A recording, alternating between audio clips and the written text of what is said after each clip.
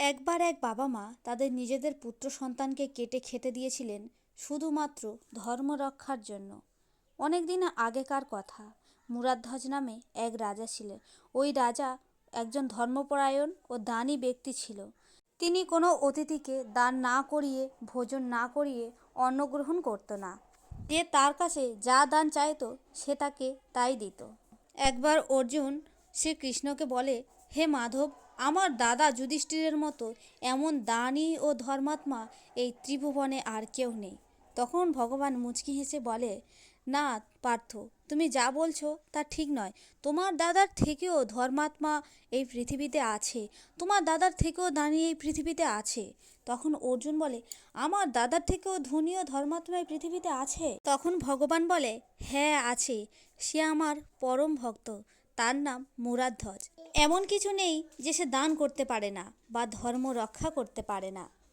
তখন অর্জুন বলল, এমন কি দান সে করেছে, এমন কি ধর্ম রক্ষা সে করেছে যে আমার দাদা তা কখনো করেনি বা করতেও পারবে না? আমি শুধুমাত্র তোমার মুখের কথা বিশ্বাস করতে পারছি না। তখন ভগবান বলল, তাহলে তুমি পরীক্ষা নিয়ে নাও। তখন অর্জুন বলল, আমার একা দ্বারা তো পরীক্ষা নেওয়া সম্ভব নয়, আপনিই এর ব্যবস্থা করুন। তখন ভগবান বলল, ঠিক আছে, তাহলে আমাদের সঙ্গে আরও একজনকে নিয়ে নিই। সে হলো ধর্মরাজ, অর্থাৎ যমরাজ। এরপর তিনজনে মিলে ছদ্মবেশ ধারণ করে হাজির হয় রাজা মুরাদধ্বজের বাড়ি।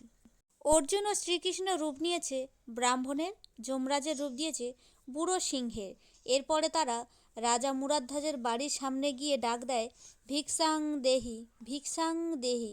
এই দুবার বলা মাত্রই রাজা মুরাদধ্বজ বাড়ির বাইরে দৌড়ে ছুটে আসে আর বলে, প্রভু, সকাল থেকে এখনো পর্যন্ত কোনো অতিথি আমার দ্বারে আসেনি। আমি ভেবেছিলাম আজ হয়তো কেউ আসবে না আমার দ্বারে, তাই মনটা খুব খারাপ হয়েছিল। আপনারা এসেছেন, আমার মন আবারও ভালো হয়ে গেছে। এরপর রাজা ওই দুই ব্রাহ্মণের পা ধুইয়ে বসতে দিলেন আর বললেন, আপনারা কি ভোজন করতে চান? তখন ব্রাহ্মণদ্বয় বলে, আমাদের খাওয়ার চিন্তা পরে করো, আগে আমাদের সাথে থাকা সিংহের খাবারের ব্যবস্থা করো। তখন রাজন বললেন, ঠিক আছে, তাহলে আগে তাই করছি। বলুন প্রভু, আপনাদের সিংহ কি খেতে চায়? ফল ফলাদি কি খেতে চায় বলুন? তখন ভগবান বেশি ব্রাহ্মণ বলল, যা চাইবো তাই খেতে দেবে? তখন রাজা বলে, হ্যাঁ, আমার কথা রাখাটাই আমার পরম ধর্ম। আপনি যা বলবেন আমি আপনার সিংহের জন্য তাই খেতে দেব। তখন ভগবান বললেন, তাহলে 3 সত্য করো। তখন রাজা বলে, এক সিংহের জন্য 3 সত্য? তাই করলাম আমি। এরপর ওই ব্রাহ্মণ বলে, এ অন্য সিংহের মতো মাংসাহারী। তখন রাজা বললেন, এই সামান্য কথার জন্য আপনি আমায় 3 সত্য কেন করালেন প্রভু?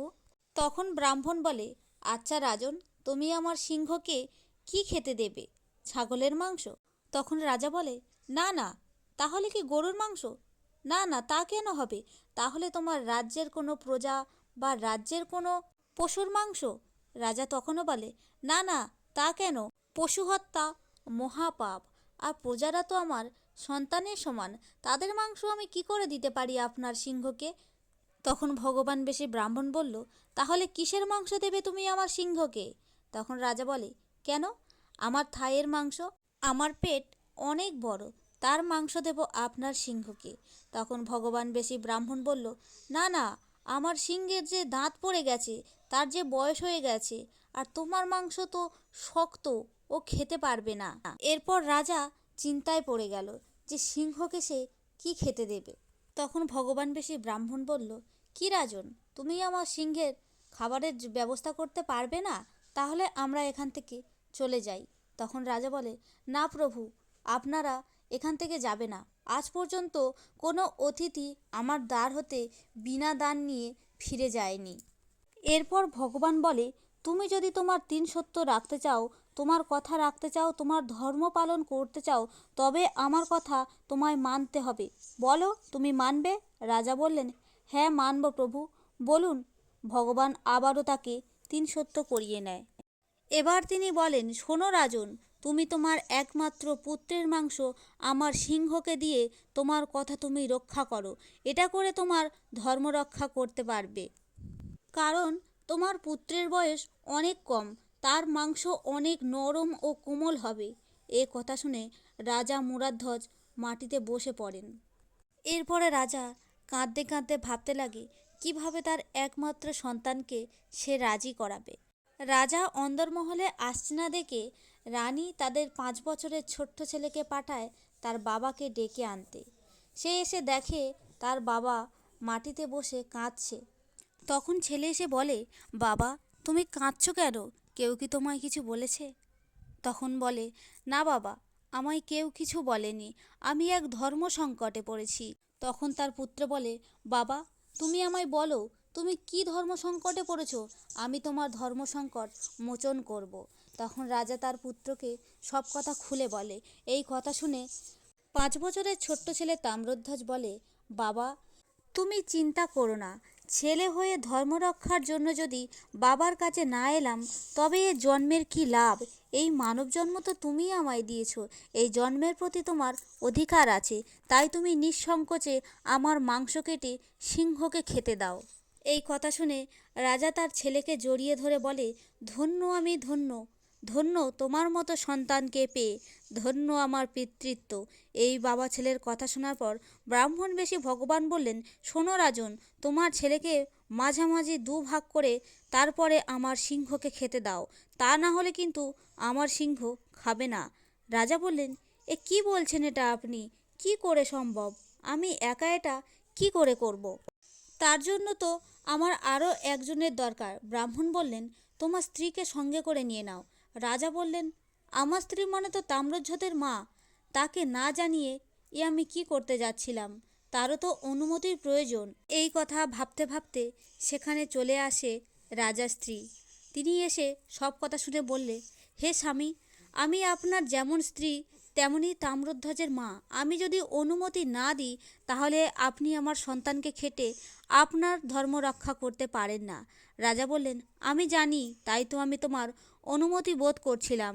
রাজার স্ত্রী তখন বলল, হে স্বামী, একজন স্ত্রী হয়ে যদি স্বামীর ধর্ম রক্ষার কাজে নাই এলাম তাহলে কেমন স্ত্রী হলাম? তাই আমি তোমায় অনুমতি দিলাম। চলুন এবার আমরা দুজনে মিলে একটি কোড়াতের সাহায্যে আমাদের একমাত্র পুত্র তাম্রধ্বজকে কেটে ওই ব্রাহ্মণের সিংহের সেবায় দিই। এই বলছে আর কাঁদছে। মায়ের এই কান্না দেখে ভগবান বললেন, না না, কান্না করে মাংস কেটে দিলে আমার সিংহ তা খাবে না। কান্না করে দিচ্ছ মানে তার প্রতি তোমার মায়া আছে, আর মায়া রেখে দান করলে যে সে দান দান হয় না। সঙ্গে সঙ্গে তাম্রধ্বজের মা চোখের জল মুছে নিলেন। এরপর ধীরে ধীরে নিজেদের একমাত্র সন্তানকে আড়াআড়ি কেটে খেতে দিলেন সিংহকে। আর ব্রাহ্মণদেরও তাদের ইচ্ছে মতো খাবার তৈরি করে খেতে বসালেন। যখনই খেতে বসিয়েছেন তখনই ভগবান বেশি ব্রাহ্মণ বললেন, না রাজন, আমরা তোমার ঘরে খেতে পারবো না, আমরা তোমার ঘরে ভোজন করতে পারবো না। রাজা বললেন, কেন প্রভু? ব্রাহ্মণ বললেন, তুমি যে পাপী, তুমি যে তোমার একমাত্র সন্তানকে হত্যা করেছো, আর আমরা ব্রাহ্মণ হয়ে কোনো হত্যাকারীর বাড়িতে ভোজন করি না, কোনো হত্যাকারীর হাতে ভোজন করি না। এই বলে ব্রাহ্মণ দুজন সিংহকে নিয়ে চলে যায়। এই দেখে স্বামী স্ত্রী দুজনে কান্নায় ধুলায় গোড়াগড়ি দিতে থাকে আর বলতে থাকে, হে প্রভু, এ তুমি কেমন পরীক্ষা নিলে? আমার ধর্ম রক্ষা করালে না কেন? ব্রাহ্মণ ঠাকুর যা যা বলেছেন তাই তাই করেছি, তবু কেন ব্রাহ্মণেরা ভোজন না করে চলে গেল প্রভু? আমি যে সব দিক দিয়েই পাপী হয়ে গেলাম। ব্রাহ্মণ ভোজন করাতে না পেরে পাপ করলাম, আবার নিজেদের সন্তানকে হত্যা করে পাপী হলাম। এই কথা বলছে আর কাঁদছে। এমন সময় তাম্রধ্বজ ঘরের ভেতর থেকে দৌড়ে এসে তার বাবা মাকে জড়িয়ে ধরে বলে, মা, আমি তো তোমাদের কাছেই আছি, আমি তো মরে যাইনি। এমন সময় ওই ব্রাহ্মণ দুজন আবারও ফিরে আসেন রাজার কাছে। এবার এসে তারা তাদের নিজেদের স্বরূপে রাজা, রানী এবং তাম্রধ্বজের সামনে এসে দাঁড়ায়। ব্রাহ্মণ শ্রীকৃষ্ণ, অর্জুন এবং যমরাজকে দেখে সবাই আনন্দ পেল, সবাই প্রণাম করল। ভগবান শ্রীকৃষ্ণ আশীর্বাদ করে বললেন, হে রাজন, তুমি যে আমার পরম ভক্ত, তুমি বড় দানী, তুমি বড় ধার্মিক, তা আবারও প্রমাণ করলে। তোমার এই ধর্ম রক্ষার কীর্তি যুগে যুগে প্রচারিত হবে। তোমায় পরীক্ষা করার জন্য আমি এই মায়ার রচনা করেছিলাম। আর তুমি যে সন্তানকে কেটেছিলে তা ছিল একটি মায়া। তোমার সন্তান তোমাদের কাছেই আছে। এরপর ভগবান অর্জুনকে বলল, কি অর্জুন, তোমার বিশ্বাস হলো যে এই মুরাদধ্বজের থেকে আর কেউ নেই যে তার ধর্ম রক্ষার জন্য এত দূর পর্যন্ত যেতে পারে?